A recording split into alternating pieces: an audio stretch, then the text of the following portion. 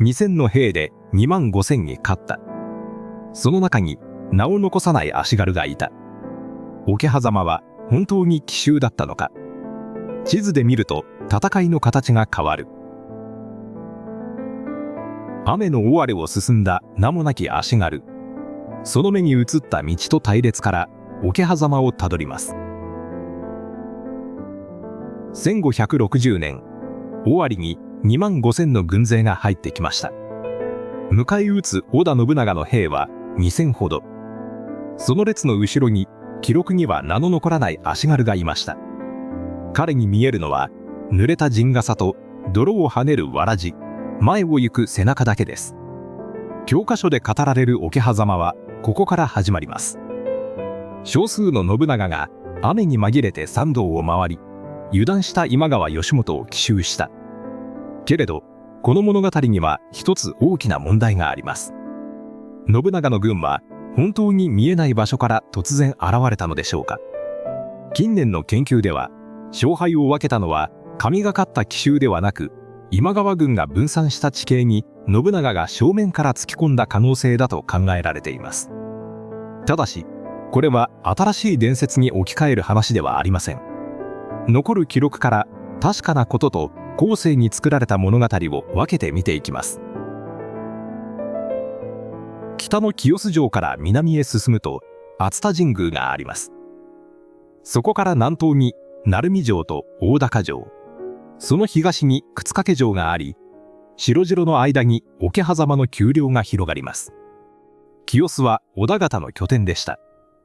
鳴海、大高、沓掛は今川方が抑えており、信長勢が南東へ向かえば敵方の城が並ぶ一帯へ入ることになります。鳴海、大高、沓掛は今川方が尾張へ入る足場でした。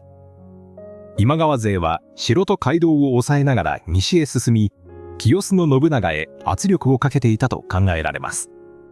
清須から桶狭間までは一本の道で結ばれていたわけではありません。丘と谷、細い道、敵味方の城が重なる土地を両軍は進みました。永禄3年、1560年、尾張の西半分を抑えていたのが織田信長です。東から迫っていたのは駿河、遠江、三河を支配する今川義元でした。今川軍の総数は資料によって2万、2万5千、さらに多い数字まであります。ここで使う2万5千は後世の記録を含む通説的な目安です。2万5千の全軍が一箇所で固まって進んだわけではありません。城攻め、道の確保、兵糧の輸送、本隊の護衛に分かれていました。一方、信長の動員兵力も正確な名簿が残っているわけではありません。2000前後という数字も確定値ではありません。確かなのは、今川軍が織田方よりはるかに大きく、複数の城と街道を抑えながら進んでいたことです。兵糧を背負った名もなき足軽にとって、地図の上名は肩に食い込む縄と細い道の泥に変わっていました。鳴海の砦を見張る番兵にも、遠くの旗が味方か敵かを見分けることだけがその朝の仕事でした。清須から桶狭間までの間には城と砦、丘と谷が連なっていました。義元がいた谷や信長が通った道を一つに決められなくても、両軍がこの狭い範囲へ近づいたことはわかります。5月19日の朝、今川方の先鋒は織田方の城を攻めていました。大高城へ兵糧を運び込む作戦も進み、今川方は優勢でした。清洲城を出た信長勢は南の熱田神宮へ走り、さらに鳴海へ向かいました。鳴海城の近くでは前勝寺砦と中島砦が道を抑えていました。南の大高城では鷲津砦と丸根砦をめぐる戦いが続いています。信長勢はその城と砦の間を南東へ進みました。丘と谷が重なる先に義元の本隊がいます。雨の細道を走ったのは名を残さなかった足軽たちです。隊列は伸び、泥に足を取られながらも前の兵を追いました。どの道を通ったかは一つに定まりません。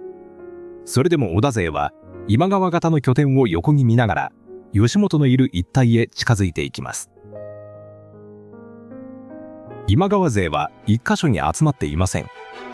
鳴海城と大高城を抑え、鷲津砦と真丸根砦へ攻めかかる兵もいました。沓掛城から西へ進む義元の本隊には護衛がつき、城攻めの部隊とは離れて動いていました。2万5,000という数は城兵、攻撃隊、街道を守る兵、本隊を合わせたものです。丘と谷に分かれた軍勢は一度には戦えません。そこへ北西からの武長勢が近づきます。進路の正面にいたのは今川軍のすべてではなく、移動中の本隊とその周囲の兵でした。離れた部隊へ知らせる伝令も雨と混戦の中を走らなければなりません。大軍の中心だけが先に戦いへ巻き込まれていきます。正面攻撃説では、信長は敵の真正面を避けたのではなく、近づける場所から義元の本陣へ突入したと考えます。一方、鵜飼奇襲説では、信長勢は今川方の視界を外れ、義元の側面か背後へ回り込んだと考えます。2つの説が分かれるのは、信長勢が進んだ道筋です。どちらの説でも今川軍全体ではなく、義元本隊の周囲に戦闘が集中した点は変わりません。もちろん信長が最初から全てを正確に把握していたと証明することはできません。雨、ぬかるみ、時の声、旗の動き、戦場では敵味方の位置そのものが揺れます。だから完全な奇襲も完全に計算された正面攻撃も言い切りすぎです。確実に言えるのは、信長軍が義元のいる地点へ到達し、近距離の戦闘になったことです。田楽場様の丘と谷を義元の本隊が西へ進んでいました。そばには護衛がつき、前後には別の隊が伸びています。北西から来た信長勢が斜面を下り、本隊へ迫ります。護衛の兵も向きを変え、2つの隊列が近づいていきます。やがて両軍はぶつかりました。